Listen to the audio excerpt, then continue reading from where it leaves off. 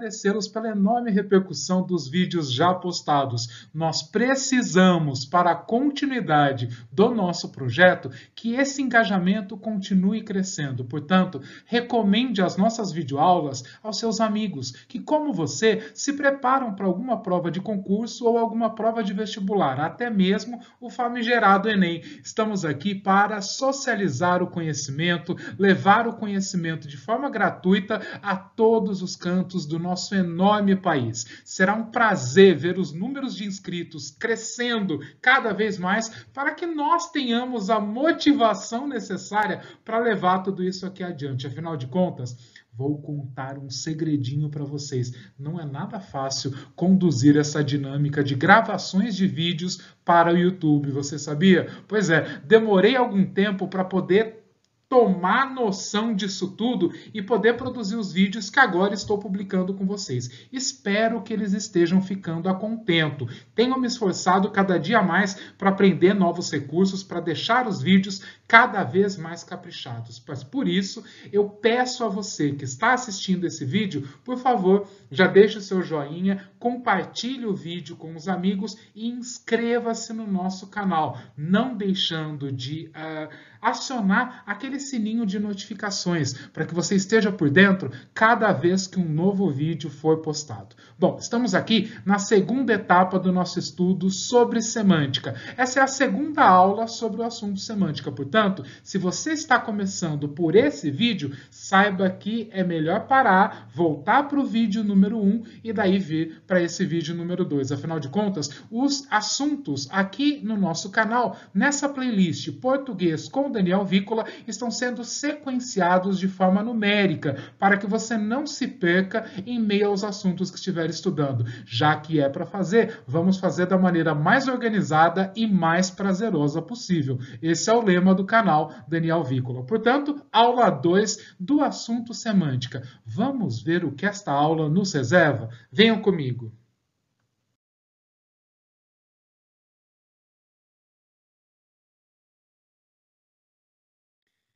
Nesta videoaula, falaremos a respeito do significado. Na videoaula anterior, dizia para você que o signo linguístico, a palavra do ponto de vista semântico, é o signo linguístico formado pela junção de duas faces distintas, que são o significado e o significante, sendo o significante aquela parte que é a língua, não é? A forma como a língua, por meio de letras ou de sons, vai nos remeter a um determinado significado, ou seja, que é o referente extralinguístico, aquilo a que a língua aponta uma vez não é mencionada a palavra, uma vez escrita a palavra. Então, esta aula vai tratar especificamente de como se dá o trabalho com o significado, não é? Que é uma parte do signo linguístico já demonstrado a você na aula de semântica número 1 do nosso curso. Então, vem comigo, dá uma lidinha aqui comigo.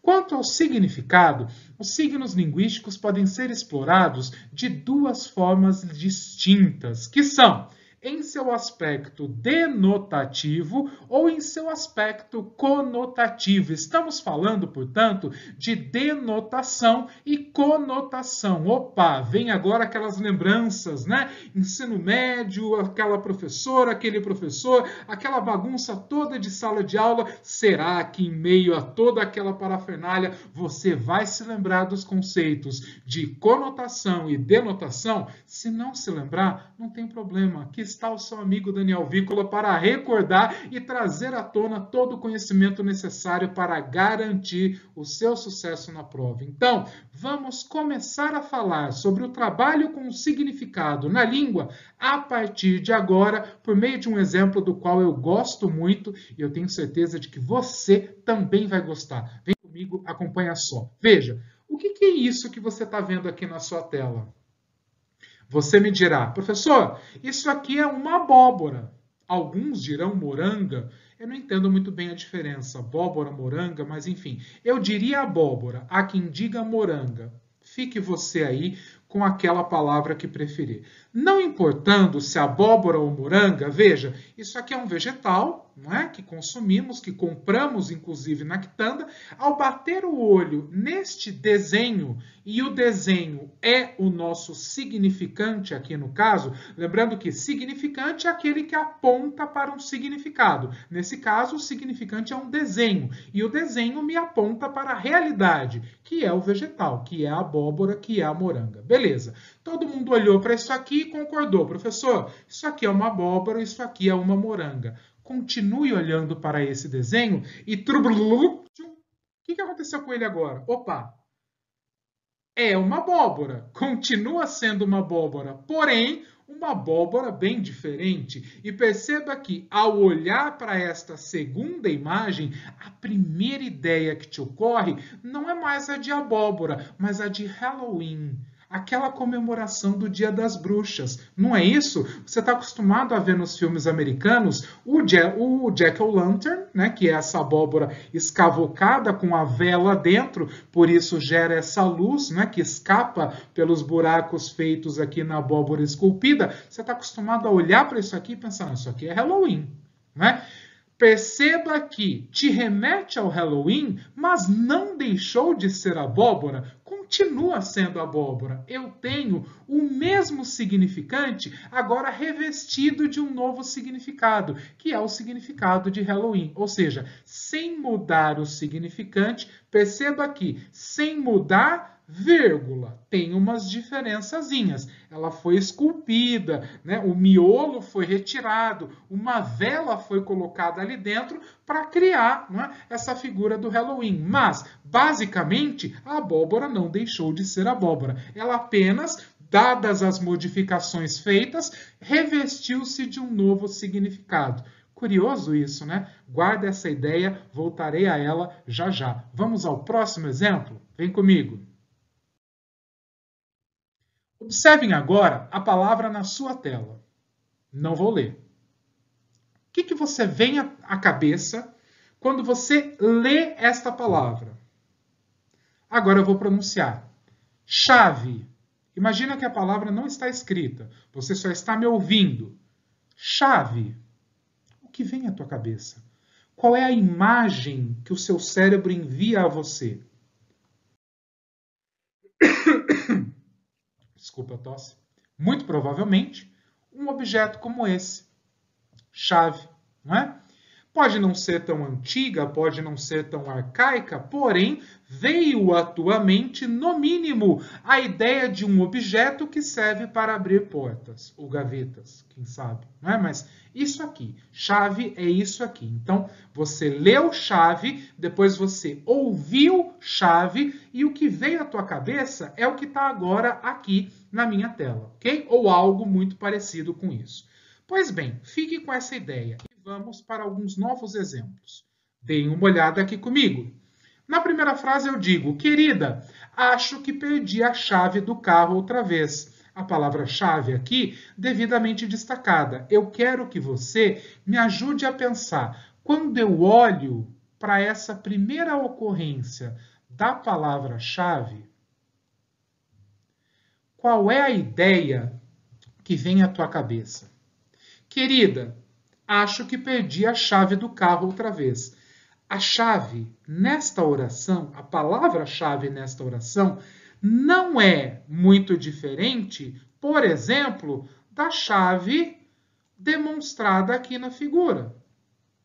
Está tudo ali, né, no mesmo patamar. Chave, chave, objeto que serve para abrir a porta do carro e depois para dar partida na ignição. Beleza.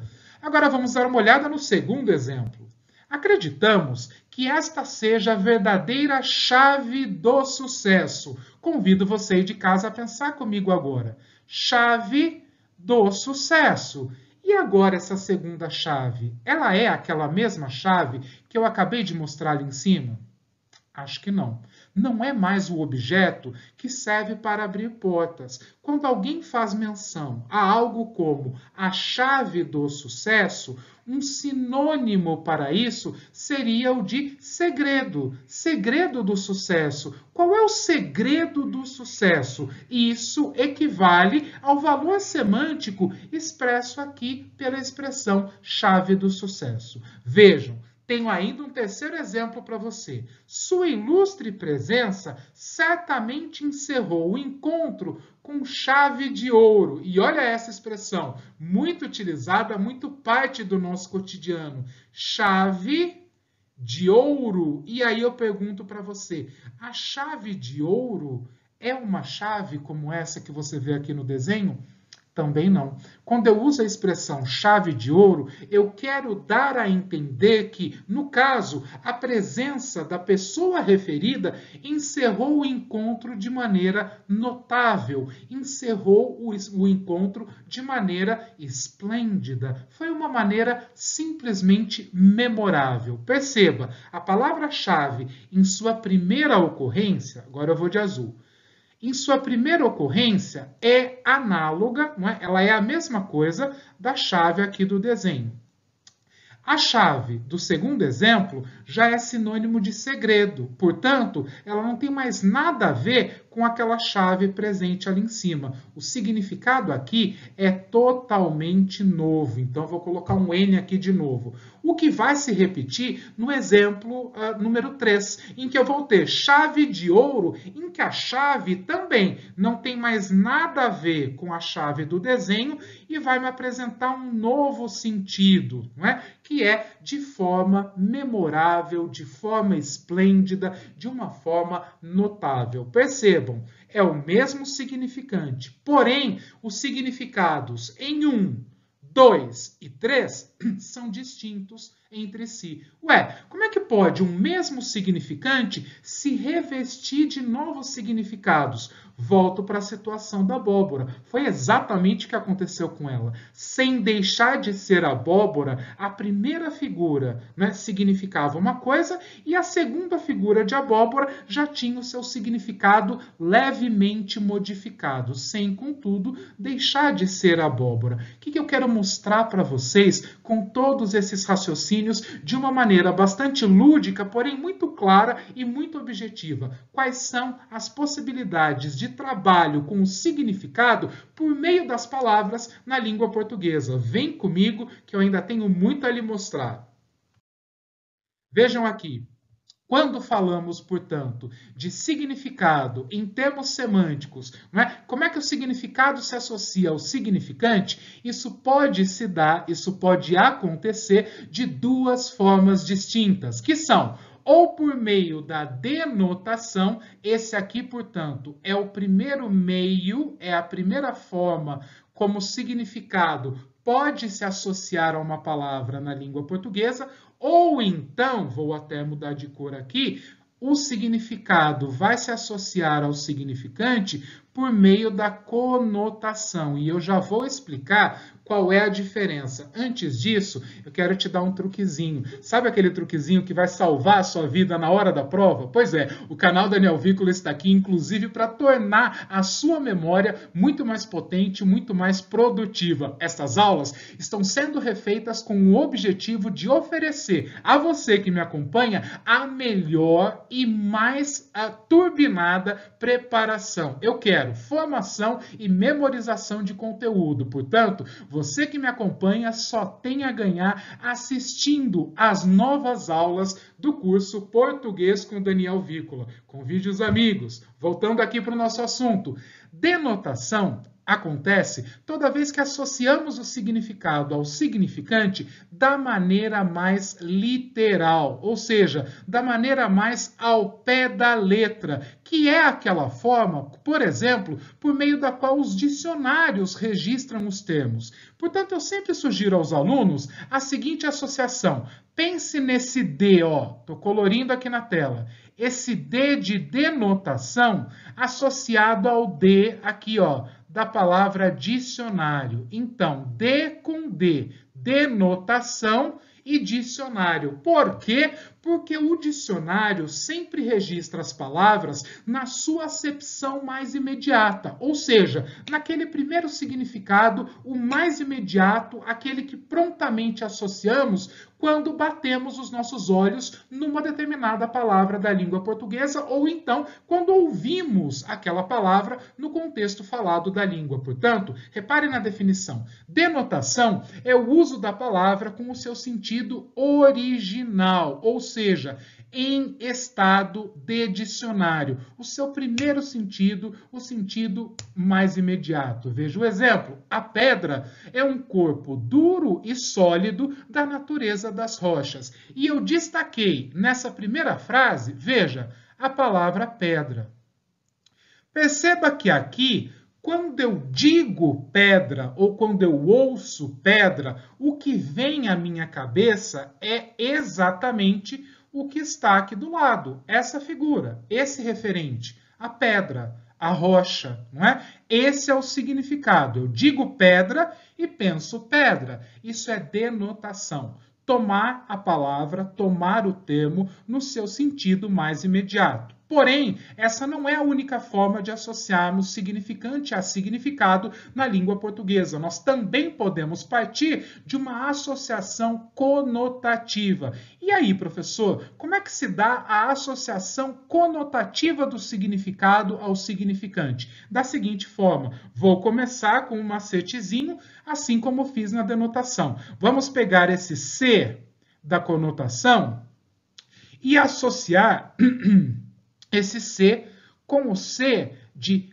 criado pelo contexto. Também poderíamos associar o ser de conotação com o ser de criatividade, pois quando o sentido se associa de forma conotativa ao significante, isso significa que nós estamos revestindo aquele significante de novos significados. Nós estamos deslocando um pouco o sentido daquele significante para uma direção não tão ao pé da letra, não tão literal, não tão denotativa. Nós estamos levando aquele significado para um outro lugar. Por exemplo, o da metáfora ou da comparação, nós estamos tornando aquele significado um pouco mais enriquecido. Veja a definição. Conotação é o uso da palavra com um significado diferente do original, ou seja, diferente do denotativo, criado pelo contexto, sugerido por um contexto de uso,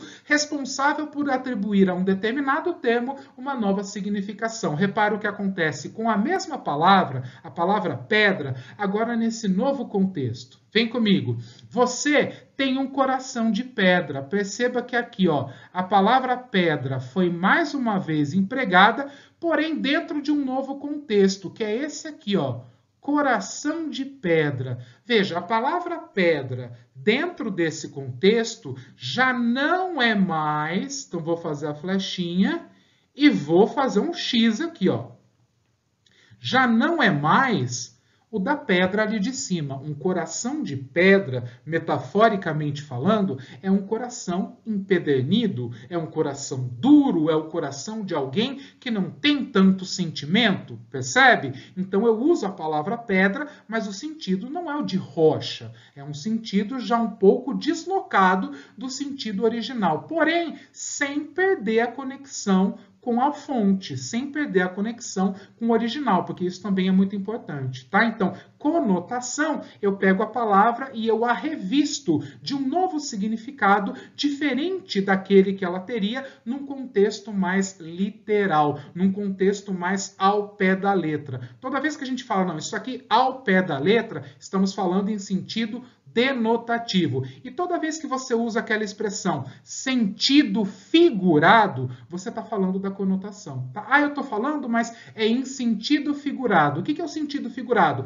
É esse sentido criativo, que extrapola o senso comum e reveste as palavras de novos significados. Portanto, é a conotação. Isso é cobradíssimo nas provas, tanto de vestibular, quanto de concurso, quanto de Enem, e eu recomendo que você domine esse conteúdo. Assista a esta videoaula quantas vezes forem necessárias e, por favor, compartilhe, espalhe pela rede essas aulas, porque ela pode salvar a vida de muitos e muitos estudantes no nosso país. Sem hipérbole, sem exagero, pode salvar a vida de muita gente. Vamos adiante? Aqui, olha só, fazendo uma brincadeira, eu coloquei essa figurinha em que nós temos os seguintes dizeres: foca na alegria. Veja, numa acepção denotativa, não é? Eu tenho aqui foca na alegria dizendo mantenha o foco na sua alegria. Só que, nesse caso, o humor presente nessa imagem advém do fato de que, duplamente, o sentido é denotativo, porque, de verdade, eu tenho também uma foca na alegria. Só que a foca da segunda interpretação não é conjugação do verbo focar, e sim o animal, a foquinha, como você está vendo aqui na minha imagem. Foca na alegria, essa foca, sem dúvida nenhuma, está se divertindo bastante. O humor dessa imagem reside no fato, né, de que nós temos uma dupla leitura, ambas denotativas dessa imagem. Foca na alegria como um comando para o leitor, quer dizer, foque na sua alegria, mantenha em vista a sua alegria, e também o fato de que nessa imagem também temos ao pé da letra uma foca se acabando na risada, entendeu? Então, aqui a interpretação cobra de nós, né, o domínio dos conceitos de conotação e denotação para fazermos a devida interpretação do texto apresentado. Vamos adiante.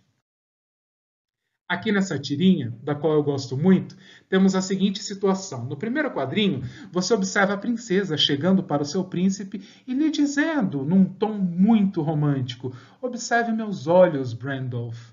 Diga-me o que vê. E aí o carinha, o príncipe, o namorado, se aproxima dela muito romanticamente e diz: eu enxergo a conjuntiva, a córnea, a íris, a esclerótica, a face anterior do cristalino, e ela, deixa pra lá. E aí eu pergunto para você, como é que você, candidato ao vestibular, candidato ao Enem, candidato ao próximo grande concurso público, como é que você explicaria o humor contido nessa tirinha? Pergunta clássica de vestibular, de Enem, de concurso. Como podemos explicar o humor, não é, em que se baseia essa tirinha? Muito simples, muito fácil. Você já aprendeu nessa aula como responder a essa questão. A princesa chega ao seu namorado, ao seu amante, de maneira muito romântica e pede uma descrição dos seus olhos. Muito provavelmente, mocinha romântica, donzela casadoira que é, ela queria uma descrição conotativa. Ela pede ao seu amado: olhe para os meus olhos e diga o que você vê. Ela esperava uma descrição poética, não é? Apaixonada, do brilho de seus olhos, de todo o sentimento que transborda pelas janelas de sua alma. E o namorado, não é? Sem nenhum romantismo, diga-se de passagem, muito pragmático, aproximou-se dela, olhou para os olhos e descreveu cientificamente, quer dizer, ao pé da letra, tudo o que ele estava vendo, o que causou no terceiro quadrinho o enorme desapontamento da nossa mocinha, não é? Que sai aí toda pé da vida, toda frustrada, porque o namorado não entendeu o pedido feito por ela no primeiro quadrinho. Então há aqui o choque entre a expectativa conotativa da namorada e a resposta essencialmente denotativa do namorado. Percebeu? Conotação e denotação são dois registros que nos ajudam a modelar a interpretação que faremos dos textos. É muito simples, porém muito importante e muito curioso. Nós aprendemos muito quando aplicamos aos textos que lemos os conceitos de conotação e denotação. Bom, eu me despeço aqui então nessa segunda videoaula sobre gramática, pedindo para você, gostou dessa aula? Por favor, dê o seu joinha, recomende o nosso canal aos amigos, tragam mais inscritos ao nosso canal. Isso é de fundamental importância para a continuidade desse trabalho. E eu tenho certeza que, tanto quanto eu, vocês todos querem a volta das aulas do professor Daniel Vícola ao YouTube, renovadas, ampliadas, modernizadas, trazidas de uma forma totalmente revigorada de volta ao YouTube. Portanto, quanto mais curtidas, quanto mais compartilhamentos, quanto mais explodir o número de inscritos no nosso canal, mais rápido teremos essas aulas de volta. Se você quer me seguir, também você pode, e também agradeço se você puder acompanhar @Daniel Vícola no Instagram ou @Doutor Português também no Instagram. Para comprar o meu material didático com todas essas videoaulas em formato e-book, tudo explicadinho passo a passo, com teoria, exercícios, mapas mentais e super resumos, você pode fazer isso por meio do e-mail profdanielvicola@gmail.com. Você adquire o meu material e acaba, de verdade, de uma vez por todas, com todos os seus problemas relacionados à língua portuguesa. Eu me despeço aqui de todos vocês que me assistem, agradecendo a companhia, agradecendo os likes e torcendo para que cada vez mais novos alumigos façam parte da nossa turma, a turma de alumigos do professor Daniel Vícola. Tchau, tchau, até a nossa próxima aula.